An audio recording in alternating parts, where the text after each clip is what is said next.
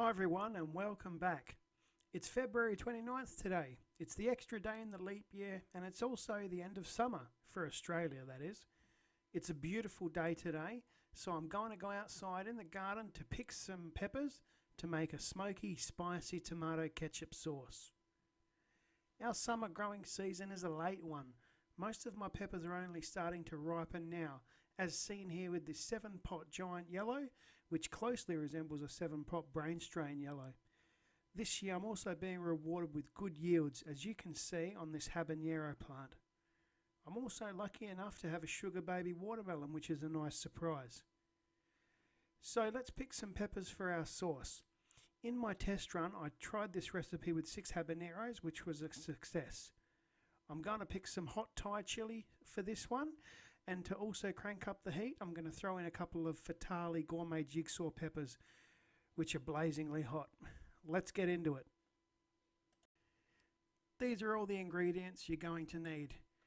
Now, starting off with some fresh farmers market tomatoes, and I've just cut out the core there using a paring knife.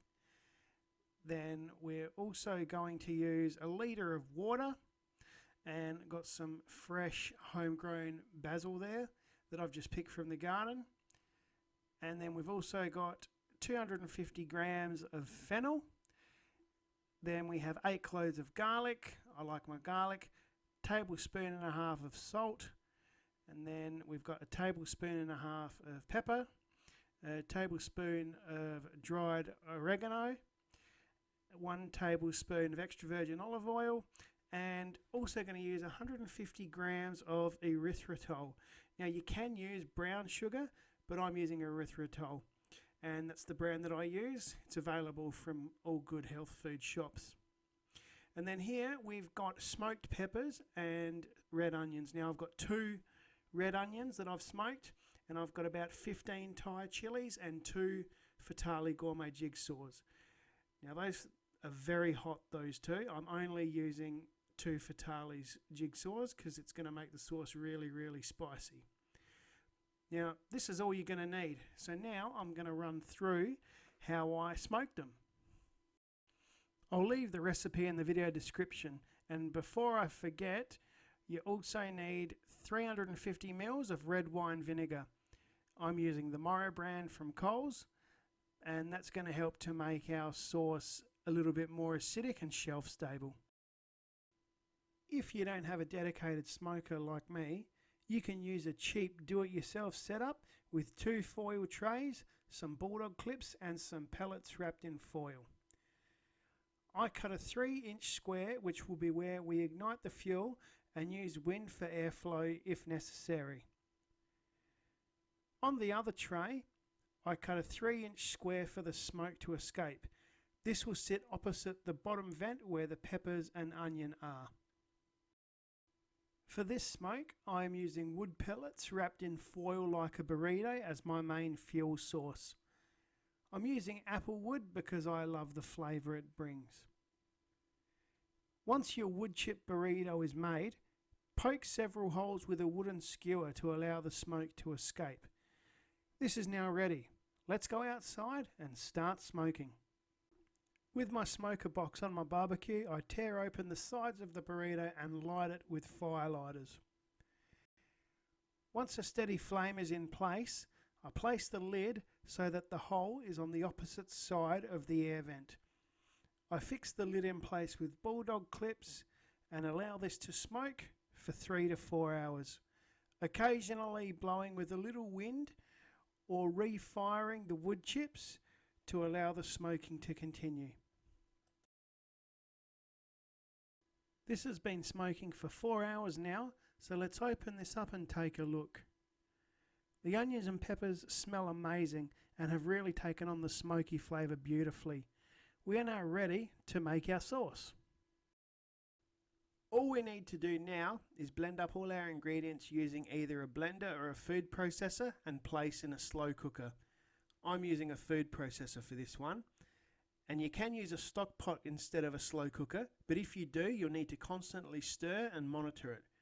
I like using the slow cooker because you can set it and forget it. You'll most likely need to do this in batches, and it doesn't matter what you blend first or last or the order that you do it in, since it's all going into the one pot. We're almost there. I'm adding the last of my ingredients to the pot now. In with the olive oil, extra virgin of course, and erythritol or sugar if you choose it. I add this last so I can mix it in well to combine. The beauty of this recipe is that you can customise it to your liking and add your favourite herbs and spices, or even use brown sugar for a more caramelised flavour. Lastly, I add my litre of water. If you want this to cook quicker, you can reduce the amount of water to reduce the amount of cooking time. All that's left to do now is give it a good mix, put a lid on it, set the slow cooker on high and bring it up to temperature and come back to it in around an hour. It's been around an hour, so let's take a look and see how the sauce is going. It's bubbling on the sides, and as I mix it in, it's starting to thicken up beautifully. This smells amazing. And don't worry about the foam that's just appeared.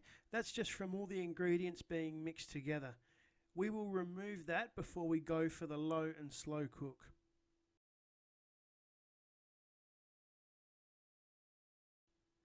I've now skimmed off most of the white foam on the top, and now I'm going to leave the lid off and let it cook for 12 to 15 hours.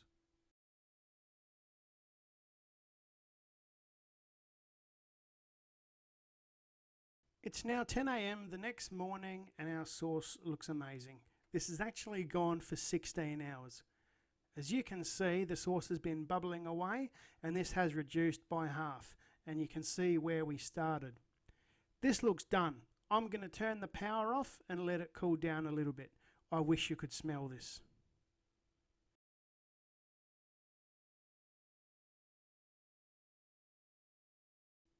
So how do you know when your sauce is ready? The way to tell is by putting your sauce in a pile to the side, and if it holds its shape for a second or two in a clump, you know it's done. You can of course cook it longer if you want to take it a bit further. Now we're going to blend this using a stick blender. I'm using a stick blender here because it's easier than ladling it into a standard blender, and it saves having to wash an extra bulky appliance. Always be careful at this stage as the mixture is still hot. I'll give it a good mix for a few minutes and we'll come back to this when it's ready. Apologies for the bad lighting in that previous shot. The sun is out now and you can clearly see the beautiful sauce after a good few minutes of mixing. I am now going to carefully bring the crock pot inside to run it through a sieve and bottle.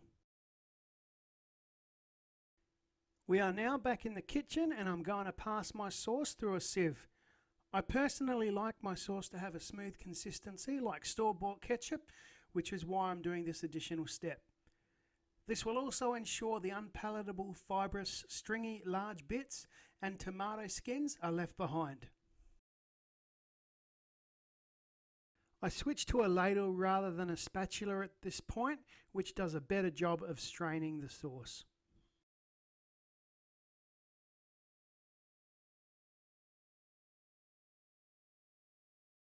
I'm going to stop at this point and discard the leftover bits. I've finished scraping some sauce left at the bottom of the strainer and add it to the saucepan. I'm really impressed with this sauce. It has a smooth, glossy look with a beautiful consistency, smells amazingly smoky, gives a nice kick of heat, and is pretty much preservative free. Now, let's head over to the bench where we're going to put our sauce in jars. This recipe makes 1.5 litres of ketchup, which is perfect as these 3 jars are 500 ml each. I won't need to process these by boiling like you normally would when you're canning jams or jellies, as they have enough acidity to be shelf stable for up to 2 years. You can put these in hot sauce bottles as well, but I find they're just a bit small because this is more of a ketchup rather than a hot sauce. I like to empty a jar into a reusable squeeze bottle and keep it in the fridge.